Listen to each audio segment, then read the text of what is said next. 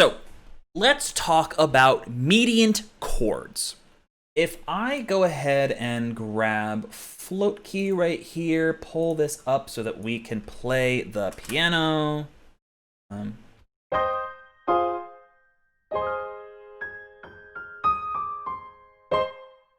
What is a mediant as a broad brush?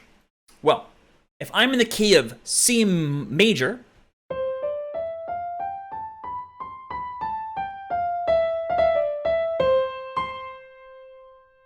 the mediant is the notes E and A. Now, I've talked about this before. If you look up my functional harmony fundamentals video on my YouTube, we talk about how we label the different notes in a scale. I'll bring this up just to give you a bit of a refresher. If we have the notes in an octave, C, D, E, F, G, A, B, and then we're back to C.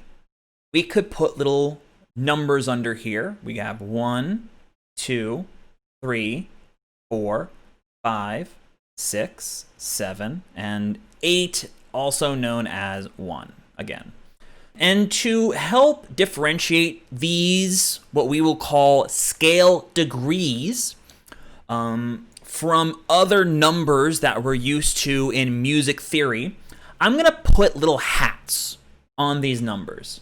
So we have scale degree 1, scale degree 2, scale degree 3, 4, 5, 6, 7, and then we're back to our root, so we can just get rid of that.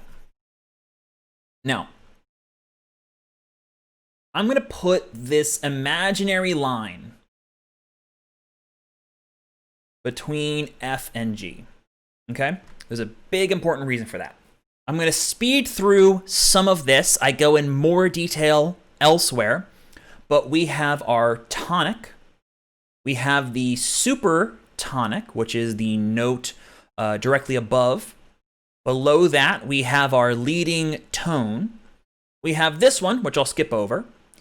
We have this one, which I'll skip over. Notice how I'm going back and forth.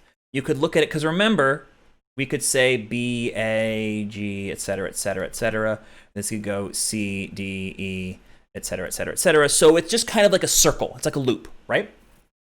We could call this the subdominant, because this is beneath this note G, which we call our dominant. And that gives us everything we need to know about these two other notes. Now, if I count up from C to G, 1, 2, 3, 4, 5. Now, I'm going to count down from C to F. 1, 2, 3, 4, 5. Both E and A, you can count to 3 going away from our root note, our tonic of C. These are the notes that are in the median of our counting. They're right smack dab in the middle. So when we go up from C, we call this our mediant scale degree. When we go down to A, we call that our submediant, because it is the mediant beneath our tonic. That allows us to start talking about mediant chords. Hopefully you're starting to get a clue as to maybe where those mediant chords come from. Let's jump back to Ableton and play out a couple of chords. Here I have C major. Here I have E minor. And here I have A minor. The notes in C major are C, E, and G. If I want to get to E minor, I get rid of this C, add in a B. If I am at C major and I want to get to A minor, I remove this G and I play that A below. Same note right there. So, these mediant chords are separated by a distance of a third from our starting chord. 1, 2, 3. 1, 2, 3. They share 2 of the 3 notes with each other. C, E, G both have EG, and EGB both have EG. CEG and ACE both have C and E. These are what we call diatonic mediant chords. They are the chords that exist a third away from your starting chord within the key that you are working with. Now, I want you to temporarily ignore the fact that we related these mediant chords to the tonic, because every chord has a diatonic mediant relationship. If I go to D minor, I have 2 mediant chords, 2 diatonic mediant chords. What is a third up from D? 1, 2, 3. F. F major shares 2 of the same notes as D minor. It is a third away. F major is one of our diatonic mediants to D minor. The other one is B diminished. Same with E going to C and G major, F going to D minor and A minor, G going to B diminished and E minor, A going up and down, etc., etc., etc. You can use these diatonic mediant relationships to allow for substitutions within your chord progressions. If you've ever seen my Musar chord engine, you might notice that in this chart, where C is our 1, the 4 chord, or F major, is listed as predominant. The subdominant chord is listed as predominant, but it's mediant chords, the 2 and the 6, the D minor and the A minor, are also listed as predominant. You can substitute A minor or D minor anywhere you would put an F major chord in a chord progression of C major. This relates to every other key, major or minor. If I am in the key of F minor, utilizing this inner chart right here, my 4 chord right there is B flat minor. It shares D flat major and G diminished as its diatonic mediant chords. Same exact thing with G major, along with E minor and B diminished, or whatever other chords you're working with. Now, let's take a brief tangent to talk about chromaticisms.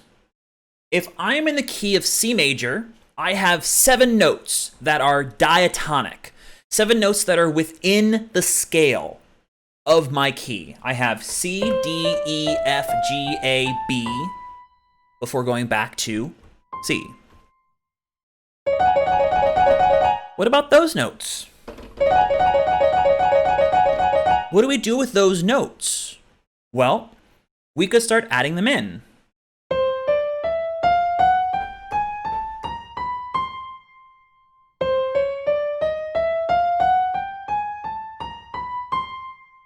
We all of a sudden get access to 12 notes. 1, 2, 3, 4, 5, 6, 7, 8, 9, 10, 11, 12. We're going back to our 1. Chromaticism is where you use these, what we would call accidental notes. They're generally called accidentals because we mark them with these special symbols we call accidentals. For example, let's use the note D. We have, to the left of D, we have the note C. To the right of D, we have the note E. In between, we have D flat and D sharp. Flat is represented by this little B symbol. Sharp is represented by the hashtag.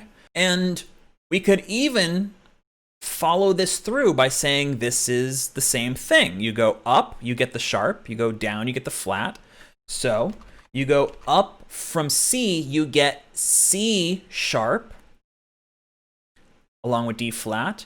You go down from E, you get E flat along with D sharp. So the fact that they can change based on the symbol is kind of where we get this whole idea of accidentals, because it expands the concept. How does that work with chords? Well, this is our 1 chord. This is our 2 chord. What is this chord? If we're in the key C major,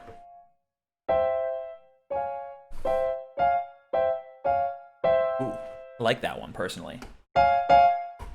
Feels very like Spanish. It's like I'm about to do a flamenco or something. Not only can we have chromatic notes, we can have chromatic chords. We can have chromatic passing chords. We can have chromatic neighbor chords. And now, just like we have mediant chords that are diatonic, we can have chromatic chords that are mediant. So, what is a chromatic mediant chord? Well, this is one.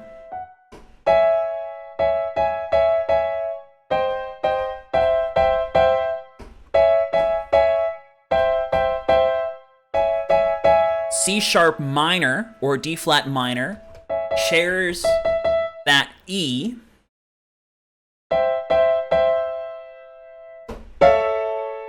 That's another one because it shares the E or the A.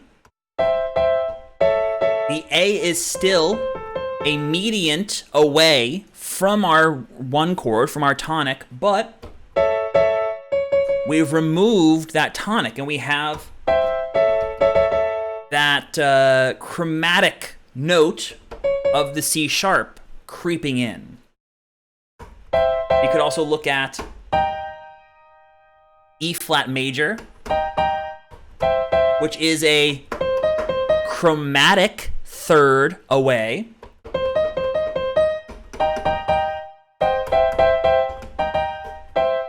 And we end up in a very different space, but it works because it's the same sort of mediant relationship. Let's take a brief look at the Wikipedia page for chromatic mediants. I misspelled it, but fine. And you can see here a couple of the related ones. So if I'm in C major, the chromatic mediants would be E major, because it's that 3rd away up to the E. A major, which has the A, a median away. E flat major, which kind of inverts the relationship between C and E and C and A. And A flat major, which shares the C but not the A. It's now a much, it's a slightly bigger mediant going down. The C sharp minor, that isn't necessarily a strict chromatic mediant. You can see this has a conservative definition because chromatic mediant chords are generally seen as a bit of a controversial topic. Once you start getting into some more advanced concepts in music theory, you'll find that there isn't a consensus, which is probably why things like chromatic mediant chords get to be a bit confusing, because everyone will start to formulate it slightly differently based on their understanding of it, based on how they think about chord relationships and stuff like that. As you can see, in none of these does it mention C sharp minor. You have E major, A major, E flat major, A flat major, E flat minor, and A flat minor, which are all acceptable chromatic mediants because the roots of their chords. Let me actually show you on here. We have C going down to A, C to A flat, C to E, C to E flat. Basically what you're doing is, if I count up, 1, 2, 3, 4.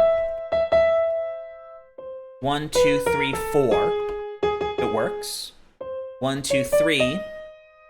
1, 2, 3.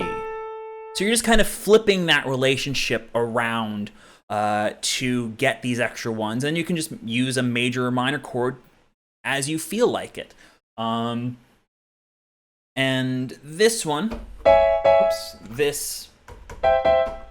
it shares that mediant chord, but some people, most people, honestly, would not accept that because it's not built off that root.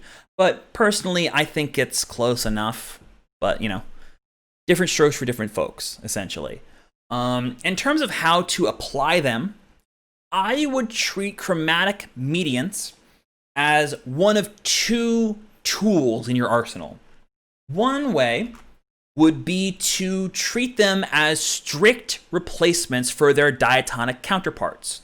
So, for example, if I want to have a 1, 4, 5, 1 chord progression in the key of C major, but I want to use a single chromatic mediant, I could use C, A flat major, to G major, to C major. Let me try and play that one more time so you can see the chords that I'm playing. C major, instead of going to A minor, I'm going from C major to A flat major, and then I'm going to G major before I go back to C. And you get this really wonderful color out of it. You can also use it as a launching point for a different section in a different key. It can be seen as a modulation source. So, for example, if I have 1, 4, 5, 1, and then 1, 4, and now I'm going to use a chromatic mediant to my G major chord, which could be E major. And by switching that G major for that E major, I can now go somewhere else. For example, to F major.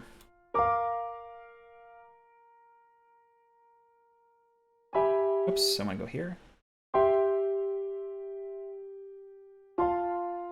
and it's almost like a backdoor secondary dominant. And you know, your mileage may vary with these different techniques. I definitely recommend experimenting with them. If I were to give you a kind of pathway to go forwards, if you have never experimented with this at all, I would recommend starting just by doing those diatonic mediant substitutions that I've been talking about. That is what allows you to go from 1, 4, 5, 1 to any one of these chords anywhere. And you could even see this 6 and this 3 as existing as phantoms in this tonic realm. Then, once you're comfortable with that, try substituting a chromatic mediant for one of your diatonic mediants and see how that feels. See if you can find a way to fit that in to make it feel comfortable, make it feel good. From there, see how you can use those chromatic mediants as launching points to other chords, as what we call in music theory pivot chords, which is to say this chord now exists in 2 different keys at once. Before that, we were in key A. At this, we're switching over. For the next chord, we're kind of still in both, and then all of a sudden, we're in this secondary key. It's a really, really fun way to go through it. Yeah, Debussy uses a lot of chromaticism in his stuff. Is this PDF available? Yes. If you go to my Discord, I'll show you. If you go to my Discord, when they say mediant, they're saying it's the next third up or down from that note. Very true. Yes. That's why my example of C sharp minor is generally not considered one. It's the way that I personally remember it. I just think about it in terms of the relationships of thirds, but I think about it slightly differently from other people. I would not recommend you start going, oh, well, I'm going to use C sharp minor in replacement for all my chromatic mediants. But if you go down here to the public archive in my Discord, right down here, you all should have access to this.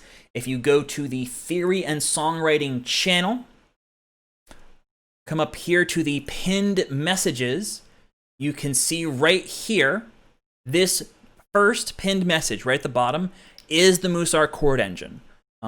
If you want, I could even re-upload it here if I haven't already. No, I have already done that. So you can also find it here in the music discussion channel in my Discord, !Discord for a link to that. If you're watching this on YouTube, I'll put a link to my Discord in the video description below. And you can go ahead and grab that for free. You can also see I've uploaded some other things in here, like the Gratis ad Parnassum, which is a really great book for counterpoint, some other good resources that you can look at to learn music theory and stuff like that. Again, if you're watching this on YouTube, please be sure to like, comment, and subscribe, all that fun YouTube stuff. Maybe check me out on Twitch, maybe check me out on Patreon, all that fun stuff. And I guess this is going to be where we cut the video.